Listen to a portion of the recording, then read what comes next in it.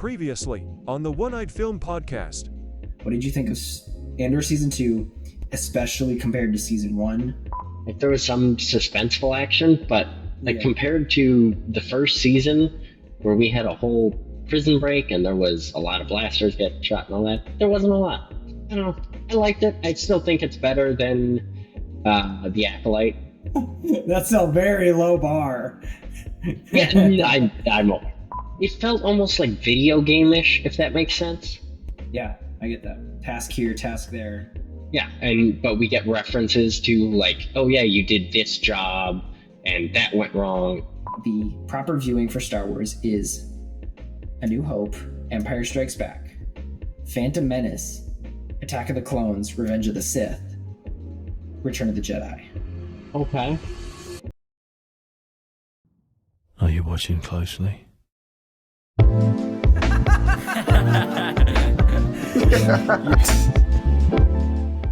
I was looking at the IMDb page for the episode with the assault, and just out of curiosity, I looked at the trivia section, and one of the trivias that has 224 helpful thumbs up on it is at 44 minutes and 11 seconds, features a rare instance of a stormtrooper taking careful aim and actually hitting the target he's aiming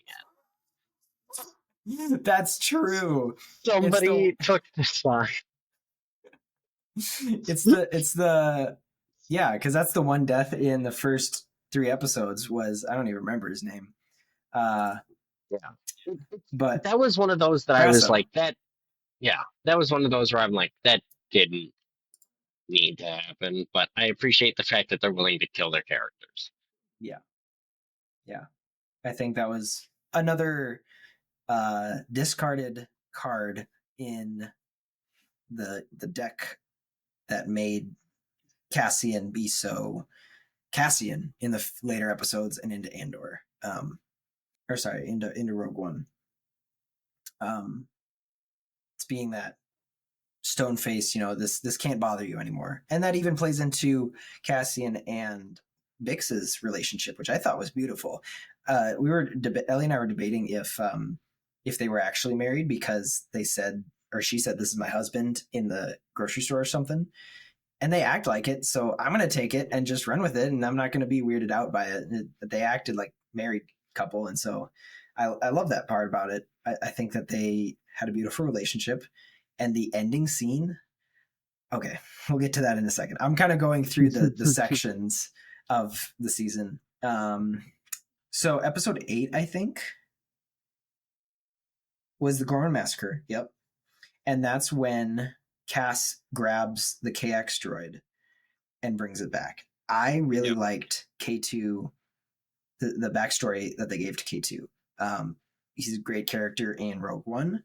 And in the last couple episodes, he's a great character all over again. Same actor, same writer. And so they did that well. And I think part of it changed. Again, it's a good retcon. His dryness in Rogue One is kind of explained because he's a security or enforcer droid. He's done what he's told. And so even in Rogue One, when he says something to Jin, he's like, because Cassian told me so. It's played for a laugh, but it's really because Cassian told him so.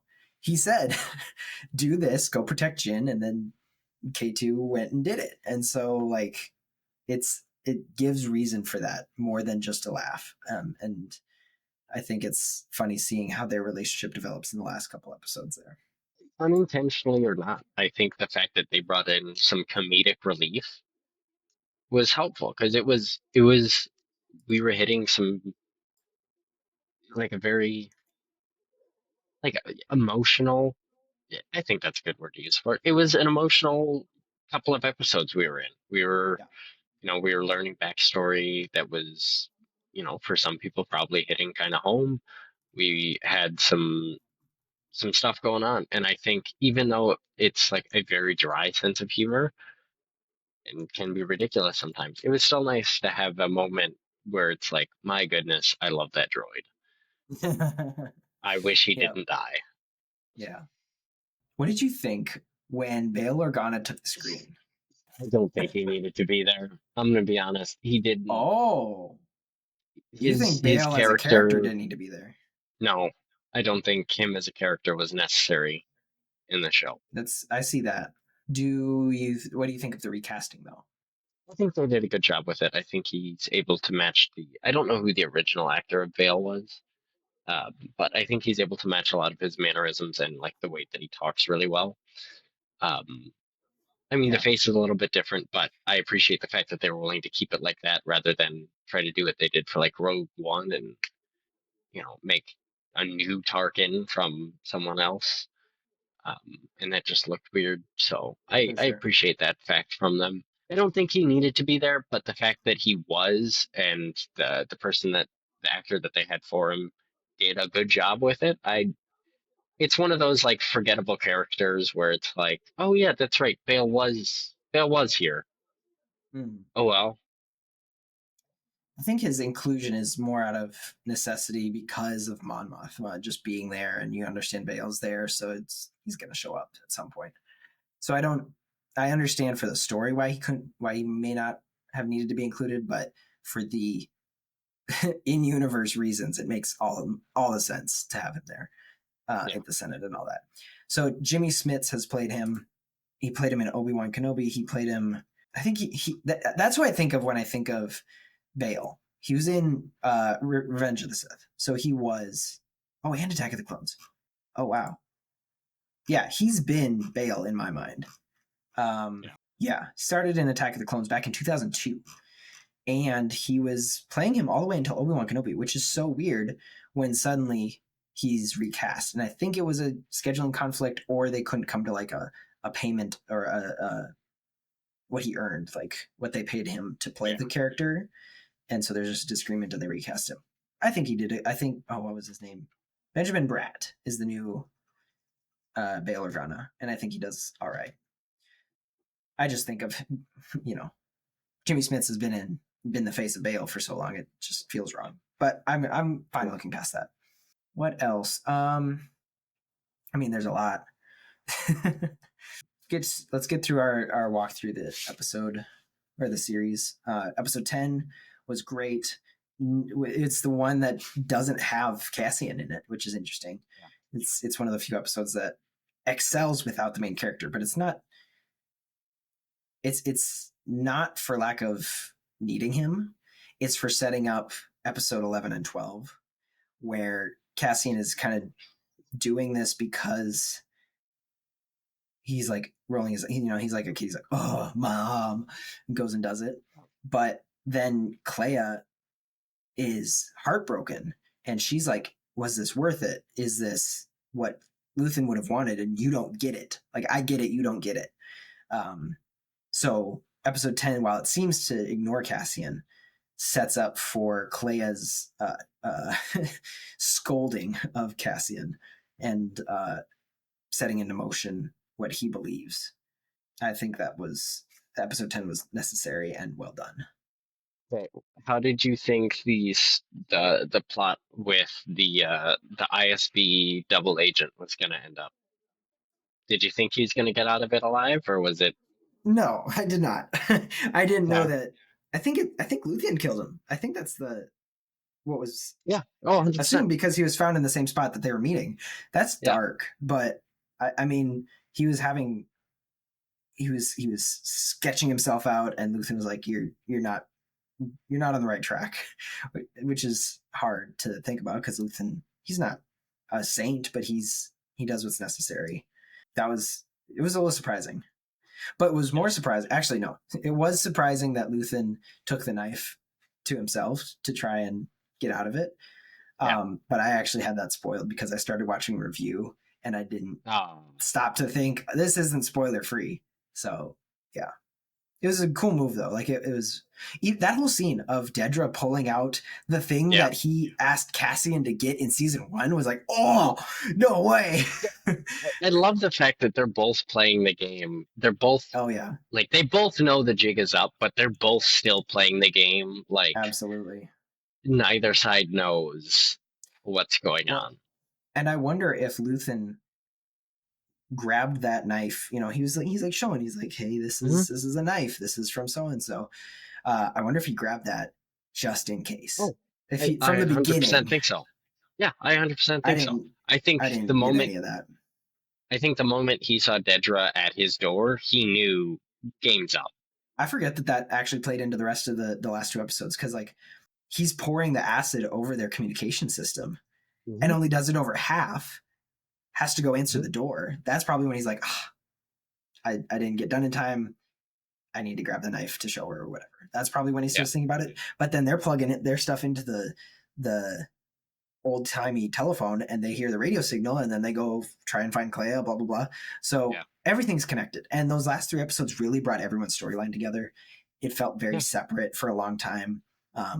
Even Cyril and Dedra, their love thing going on while Cassian's in the background trying to snipe Dedra and all that. It all comes together in these last couple episodes. I think that's what a season should do. I yeah, I have my thoughts about that from Daredevil Born Again, where it felt very loose and in shambles instead of feeling cohesive. yeah. Well, when my dad and I started watching Andor, I commented to him like within the first 2 episodes, I was like, I hate the fact that there are so many storylines going on Yeah. consecutively. And he's like, no, I love it. It's so much fun. And then we got Mhm. to the end and he was like, what was that storyline? When did we learn that? I'm like, in the mess of like 10 storylines that you said you liked earlier. And we got to the end and we were like, I kind of liked how it tied it all up in a nice little bow. I don't Yeah, mind that so much. for sure. Oh, here's something I needed to. Again, I didn't write notes because I should have listened. I should have been writing notes the whole time as I was watching it, and just yeah. Elizabeth Delau, who plays Hmm. Clea, is a relatively new actress. She was in one episode of The Outlaws in 2022, but her first IMDb entry is Andor, season 1. Really? Yeah, and she was in Wicked. She was a voice role in Wicked, and then one other one TV series called Maternal in 2023. But she knocked it out of the park. Oh, dude. For She was on top of it. your first, wow, She had dude. so much Dude. emotion in those last couple episodes. I loved it. I couldn't believe it when I saw the lack of history that she had on, at least on IMDb. Maybe she's one of those people who's off doing community musicals and has been learning how to act from there. But she brought it home. She was on her A game. Yeah, those last three, it felt like you could feel with Clea, like the emotion running through it. It was really Mm, good. She played it really well. yeah, for sure. You know who else played it really well? Hmm. Andrea Ariona Dix is rumored to play Wonder Woman, and I think she'd be great at it. I didn't realize she's been in a lot of movies that I've seen, but that's a casting I could get behind. Um, that could be her next big thing, and I think it'd be great for her. She Bix did really well. She started to shine more in season 2. Her trauma from season 1 was put on more front. I mean, the trauma ended or start. The trauma happened at the end of season 1, but her night terrors, her her fear of leaving the house was very meaningful. Into where I'm going to talk about the final scene, and oh man, that final scene. Cassian doesn't know he has a kid. And that was, first off, really sweet because babies are cute. And she's holding a baby in a cornfield, and the baby's always like trying to touch the grain and all that. Whatever. It was a cute scene, but I think it embodies Luthen's monologue, one of the greatest scenes in the Yes, entire series, to a T, yes, because Cassian has gone on this journey basically getting to the position Luthen is in. He just took a lot longer, and Luthen is all high and mighty, and he has a little bit of pride and a lot of bit of pride. And Cassian understands now. He gets it. He knows what needs to be done, and you see that more in Rogue One. But that line where he says, "I'm," something along the lines of, "I'm fighting for a sunrise that I'll never see, and for the people who will see that sunrise." Because Luthen's contact is all, he's like, my kids, my wife, blah blah blah, and he's like, you need to focus on the mission, the greater the idea. You can't be backing out because you're scared. And whether, I mean, obviously Cassian knows it, but whether Cassian knows it or not, he's fighting for his kid, and that's so precious. It's a faceless character in his mind, that person that Luthen always had in mind, the one who never knows their name. I think even somebody says that. The people who will never know our name, who will be appreciative for what we're doing. Except it's his kid. It's Bix and his kid living on that. It might have been the same farming planet. I believe it is the same planet. Okay. Mina Rao, something like that. Yeah. So she went back to Mina Rao and is raising their kid, and presumably lives a happy life throughout the rest of the time where we're following other characters. I think that's just a beautiful picture to understand that it's his kid that he's ultimately making a better world for, and that's really inspiring. The quote from Luthen's monologue is, "I burn my decency for someone else's future. I burn my life to make a sunrise that I know I'll never see." Absolute cinema. Dude, I love the fact that they, like you say, that they gave him a kid. No, I was just thinking about Vel visiting his house and saying, you should connect with Bix again. And he puts it off long enough that Cassian dies, and then never knows. Vel knows. Yeah. Oh, man, sorry, keep going.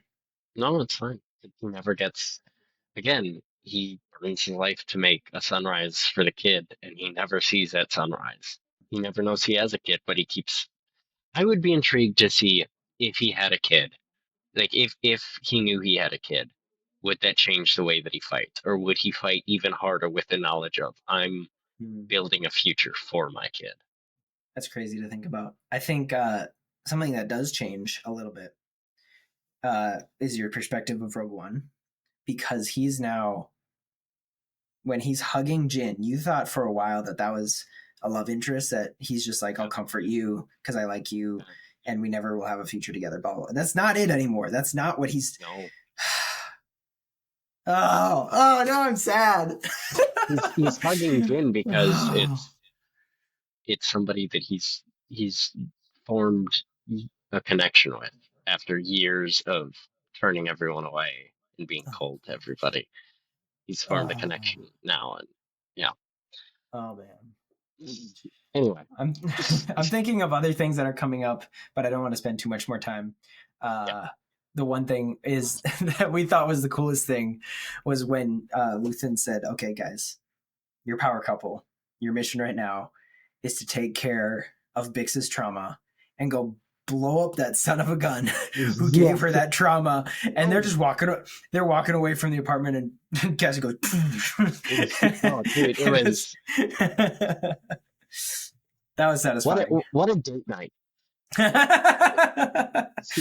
Hey, honey, I feel, you want to go on a date tonight? Sure, what are you thinking? I'm thinking we blow up the guy who haunts my dreams. Sure. What a way to put it. Oh, man. All right. We got to finish up with this because we need to talk about the future of Star Wars and then be done. So what else are you thinking? Anything else from Andor? I thought it was going to end with him being in the alley that Rogue One starts in. And to a degree, I'm a little disappointed that it doesn't. They could have. It was like a couple. It was like a couple hours. Like he was getting on the ship to go there. Yeah. So I kind of wanted to see just how he shows up there rather than just, he's getting on a ship to go there. But beyond that, I like how it ties everything up. I like how, we know now why Luthen's not a major player in the entire rest of Star Wars, because he should be. It felt like we know now why Dedra isn't a major player for the ISB. Which, by the way, Having what her did you think of that? having her end up back in the prison was like so satisfying. That's justice. That's like, we spent those 3 episodes with Cassian in the prison, and now she's getting to experience the same thing. And there is only one way out that she's not going to do. She's going to be stuck there forever. I thought when we cut to her, I thought she was standing on the hot floor. Oh, I thought we came in you on think she her offed like herself? just giving up. Yeah, she didn't. She was Dang. laying on her bunk, but Yeah. I thought that's what had happened. Yeah. But I thought that was a great callback to season 1 and a great way to kind of get her out of the way, but not in like oh yeah, she's on like such and such planet. No, we won't ever see her again. Don't worry about it. The girls the girls were carrying this season, not for the guys. They did their own work. Everybody carried well, but Genevieve O'Reilly also carried. Having been cast as Mon Mothma in Revenge of the Sith, and then having all her scenes deleted so that nobody truly saw her as Mon Mothma until what was the first Star Wars? So she was brought back for Rebels in 2017, and that led into her being Mon Mothma for Andor. She was nailed it. Like, they nailed the casting back in 2005 and then slept on her for 12 years. And I think she does an amazing job. I don't even remember. I think the first portrayal in A New Hope, Carolyn Blakenston. And I think that was her only time she was she was only Mon Mothma in Return of the Jedi. So not even A New Hope. That's interesting. Anyways, I like following those behind the scenes names and all that. So she brings a lot more depth. Oh, this was the big thing. Her husband. Speaking of deleted scenes in Mon Mothma, there is a deleted scene that, well, maybe not deleted because that's not how TV shows work. But Tony Gilroy revealed that there was a scene that was cut, not released, where Mon reunites with her husband. And because there's been like this concept of, can I trust him? Can I not trust him? He finds out what she's been doing. And he says, Mon, you didn't have to hide that from me. I would have believed you and I would have been on your side. And that, everyone was like, why did you cut that? That's so good. If that was his intention the whole time, dude, give us that relief of like all this tension of trying to work for the rebellion while you're being a senator and being a wife and being a mom. That could have been relieved by working with your husband. Oh, that would have been so good. I disagree. You disagree. Why? I disagree with your disagreement. Maybe it's just the way I understand his character. I don't think he would have actually helped her out. I think he just seems like kind of the kind of character that just, goes along with whatever the status quo is in the moment and is ready to flip from one thing to another in a heartbeat. And so just him. So like I can understand, like I can see how like having that scene would be like momentous for so many people. In my head, just the way I have him portrayed, I don't think so. I think it's more of like you're not actually gonna follow through with that, dude. He did have a final shot in that final episode where he's like with either a new partner or something, which was a little sad, regardless of the scene that may or may not have made it in. I'm trying to find the actual line. That was going to be an interesting. This is a writer talking, or Alistair McKenzie. I don't know who that is, but he said Tony Gilroy performed it, saying, "Perrin says, I know what you were up to the whole time. They talked to me every week. They'd interrogate me. I never said a word. You didn't trust me. You could have trusted me." Okay, that makes me feel a little bit different about him. If he says he's been interrogated every single week about it, that makes me feel a little bit different about him then. Because like he actually held on to her secret. Yeah, give me some credit. No, don't give me some credit for misquoting it. That's how I would have Yeah, done something I like that. remembered it wrong. Give me No, credit I for think that. I think it was pretty accurate. Yeah. Maybe not they interrogated me and I didn't say a word. That's good. Give me Yeah. the Andor director's cut. I Do want we a need it? director's cut of Andor. Dude, Do we need more it? Eye of Aldani stuff, Oh, more I of see. it. It could be so good. That's true. That's true. Okay, we need to talk about where Star Wars is in 2025. This is the state of Star Wars, not a review of Andor, even though it is. Ding dong, the witch is dead. Witch, the wicked witch. Ding dong, the wicked witch is dead. Yeah, that's true. Kathleen Kennedy is headed out the door soon. The problem is Oh, what I've seen with Disney, they're going to keep going in the same path and probably hire somebody worse. probably, but for right now, I'm happy. The upcoming slate, and a lot of these have been up in the air because sometimes they just get announced and then get quietly shuffled to the background. But this is at least from IGN on May 16th of 2025. So 2 months old. A lot has changed since then, but what they have listed is Star Wars Visions in October this year, season 3, which I've heard people like Star Wars Visions just because it's kind of branch timeliney. It does its own thing. Mandor, Mandor. Oh gosh, you're talking about Andor so long. Mandalorian and Grogu movie in May of 2026. And Maul Shadow Lord series in 2026. So basically, our 2026 episode is going to be our review of Mandalorian and Grogu movie, just the same as this year was the review of Andor season 2. I'm Everything excited else, for the mall. That sounds exciting. yeah. Give me 1 second to read the rest of the list, or All right, most of the good. Yeah, list. yeah, yeah. A lot of them are just marked as in development. Some of them are even presumed canceled. Star Wars Starfighter is 2027. Is that the one with Ryan Gosling? That might No. be. Yes, it is Starfighter. Starfighter is directed by Sean Levy, starring Ryan Gosling. So that's coming 2027. Zach says that that's actually going to make him get back into Star Wars, at least for that single movie. All Well, right, all right. we like Ryan Gosling. Ahsoka season 2 is in development. I don't know about Taika Waititi's movie, James Mangold, Dawn of the Jedi, Dave Filoni's Mandoverse New Republic movie, Sharmeen Obaid Chinoy's new Jedi Order movie. All of these are in development. Again, they have been reeling since the last time they released a trilogy, and considering they haven't released a movie in such a long time, it's going to be weird seeing Star Wars in theaters. All of these are in development. Even Mandalorian season 4 and Book of Boba Fett season 2 are status unknown. Rangers is presumably canceled. The most exciting one that I saw in here was the Rogue Squadron movie, and then I saw its status unknown. Yeah, I want to see that. I know. Well, yeah. Well, they'll probably butcher that one, so maybe I don't want to see that. Currently, the state of Star Wars is maybe they're coming around. We don't know. Same place it was last year.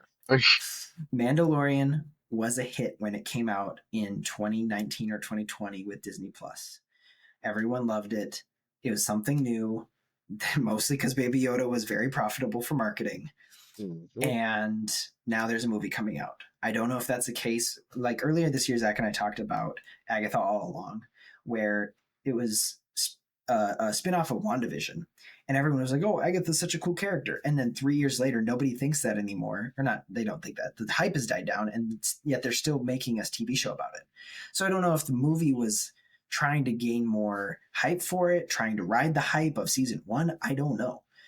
It's going to be interesting seeing a TV show go to a movie when things like that are, in my mind, happen with like Psych. Ellie and I are watching Psych right now. They did, I think, 9 episodes and then did movies after, mostly because they didn't want to make more whole seasons. They just made a one-off movie 3 times. Yeah.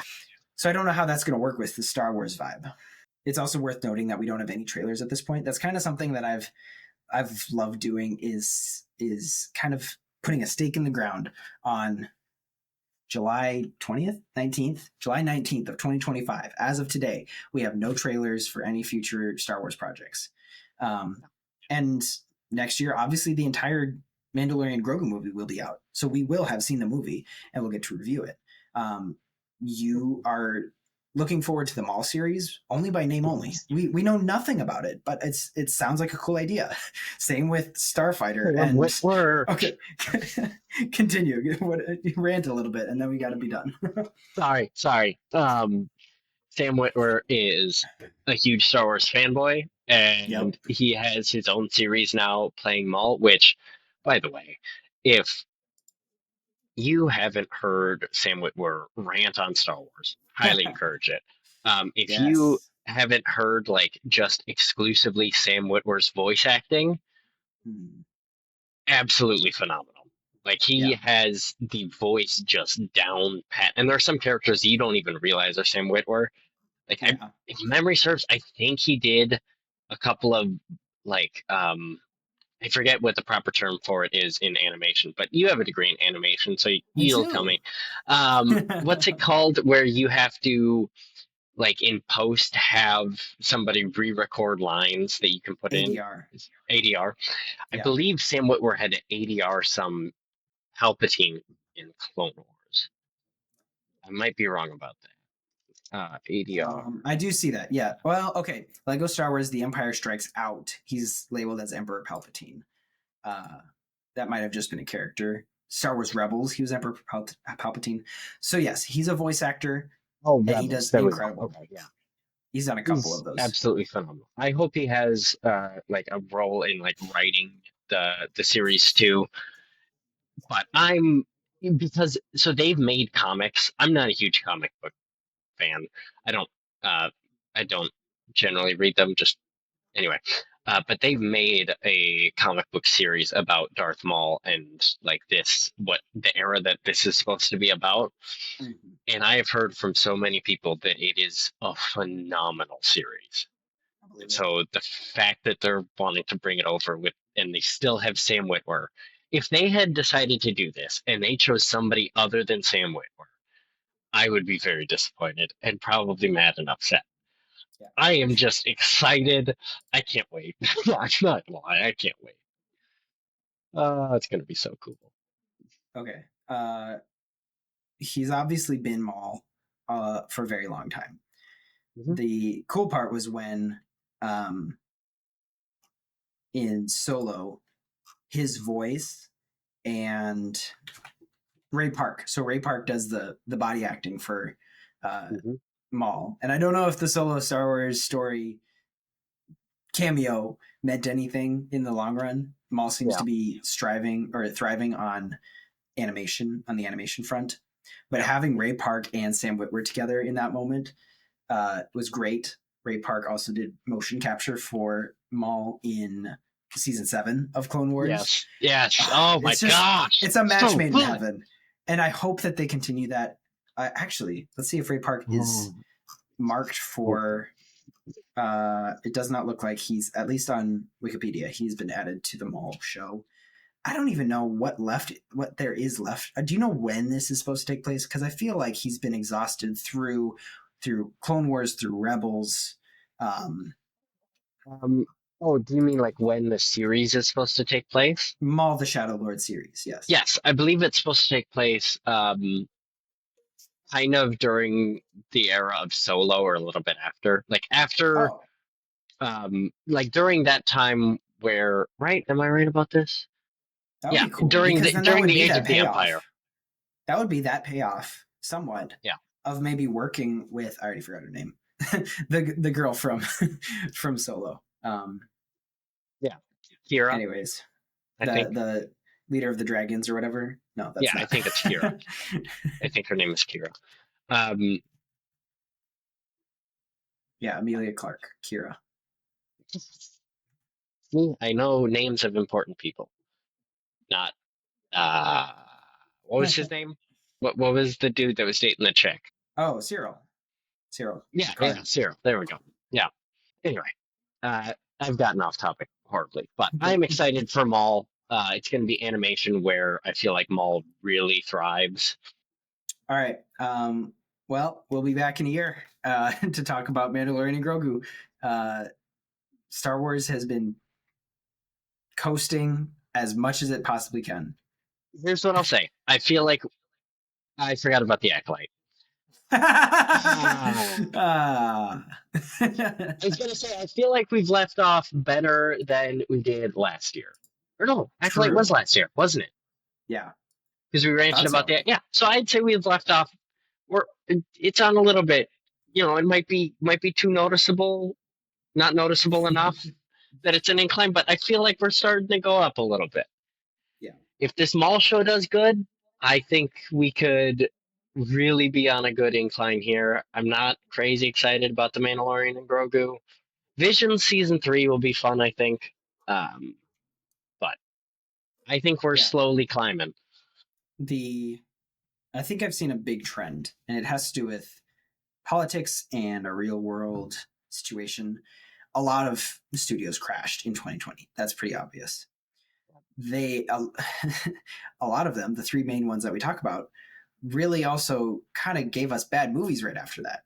Partially maybe because of limitations in production, but also in the things that were pushed socially and politically in those in 2020 through about 2022. And that also has an effect as they're writing stories. Maybe they wrote it in 2022 when the message was still being pushed, things like that. And then they come out now. But now they're course correcting. The end of 2024 and 2025 are starting to course correct. DC obviously had a different person put in charge. That's a big difference. And Marvel has said that they're reevaluating. Star Wars is on the same path as DC, where they're getting new management, which is great. It just needs to go the right way, same as DC. So I think, maybe I said this last year, they're on an upward trend. I think that there's a better chance that 2026 rolls around and we're feeling better. We might have another trilogy announced saying it's in production. Maybe a prequel to the prequels, an Old Republic, not even the Acolyte, just Old Republic style trilogy. That would be great. I don't know. It doesn't all need to connect. And when it does, make it right. I don't know. That's all I got. Oh, I want a. Okay, I think. Did we do predictions at the end of last time? I think we may No, have. but that's a good Just idea. some wild kind of out of left field predictions. Yeah.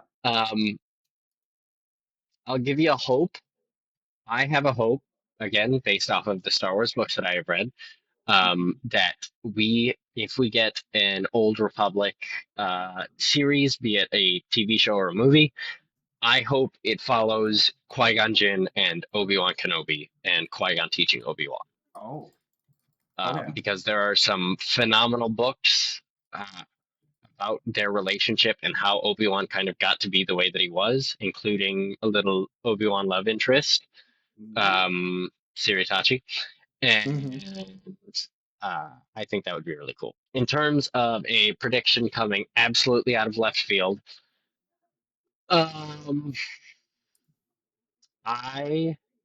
kind of put myself on the spot with this one. I think by the time that we record this again next year, we will have a definitive announcement regarding a new trilogy, and I believe that new trilogy will be set. It feels okay. Prediction on left field. I believe that new trilogy will be set in the Dawn of the Jedi era, and it will be it, and it will like the first movie will be coming out before like 2029. That's, I mean, That gives them 3 by years. next year. That's 3 true. years That's to true. make it. Yes, you're right. Any left field prediction you got? I think I like those. I do think they need. Maybe they shouldn't do trilogies. I don't know, but I do think we're going to get something big announced. They needed Starfighter to bring some hype because I don't think Mandalorian and Grogu is going to do it. And I think the Ryan Gosling casting is the same as not the same. It's very similar to RDJ being cast for hype, just to get eyes on it. Say, oh, that's a popular person. I like that person in Star Wars. I'm going to watch it. And that's what I'm doing. I'll admit. But I think they need something original. They need to do the Acolyte, but better, and in a movie format. I think Hard to do worse. uh,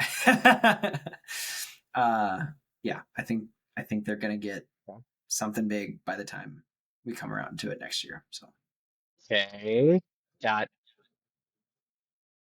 no, I want a prediction out of left field. Give me something. Give me something. It could be that the Mandalorian and Grogu movie does better than everybody. It's the best movie since Rogue. It's better than Rogue One. It's a prediction out of left field. Yeah. I think it's not going to be a masterful hit that everyone loves.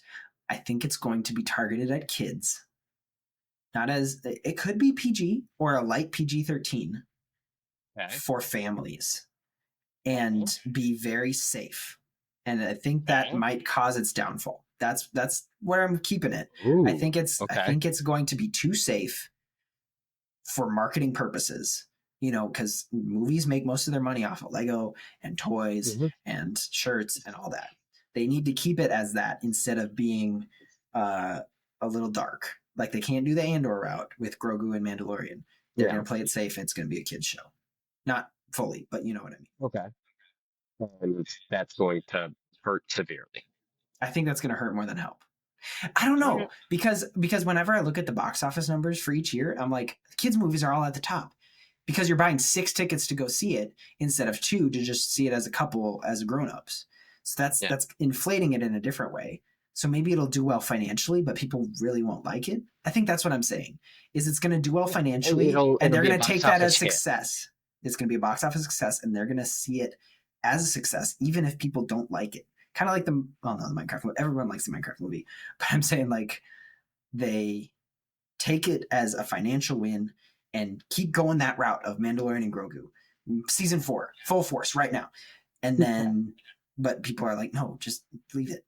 Just leave it alone. I think. I like that prediction. Okay. I like it. I will say that we'll revisit this next year, and I wonder if either of us will watch this. And I will do my research next year. I promise. Okay. Sounds good. All right. I also should have more time on my hands next year. Very fair. Very fair. All right. Well, let's wrap this up. Thank you, listener or watcher, for listening or watching. Follow us on our Discord and share your thoughts on Andor and what you think Star Wars is, even at this point. Make sure to follow us on social media. Share this with a friend. And until next week, know that you're loved. God bless. You did that in one breath. I'm impressed. Oh, wow. You don't have a catchphrase. Sorry. You don't have to. Boom. Pow. Oh, that's terrible. Oh, this is supposed to be a Christian podcast. I was going to say something like, I need a drink now. But